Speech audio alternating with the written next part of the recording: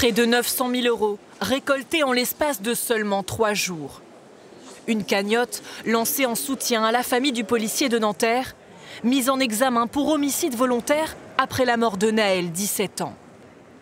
Près de 40 000 personnes y ont participé, certains dons vont même jusqu'à 3 000 €. Une aide nécessaire, selon ce syndicat de police. La femme du policier ainsi que son enfant ont dû déménager très rapidement. Donc vous savez, ça donne des frais. Il faut déscolariser l'enfant aussi parce qu'il a eu des menaces de mort, notamment au sein de l'école. Donc en fait, si vous voulez, c'est d'un seul coup une famille qui doit complètement changer de vie. Et en fait, l'administration là-dessus, elle ne nous aide pas. Mais immédiatement, l'initiative fait débat. Elle est portée par Jean Messia, ancien porte-parole de la campagne d'Éric Zemmour. Alors certains, comme le premier secrétaire du PS, s'indignent contre le site hébergeur et dénoncent une cagnotte de la honte.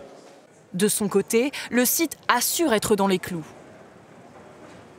Actuellement, cette cagnotte est conforme à nos conditions d'utilisation, car les fonds seront versés directement à la famille en question. Existe-t-il des recours pour la faire annuler ?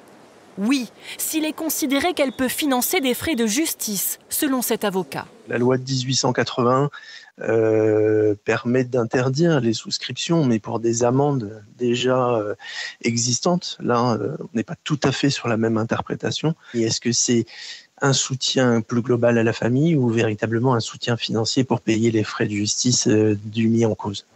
Une autre cagnotte a été lancée pour soutenir la mère de la victime, Naël. Elle a récolté près de 170 000 €.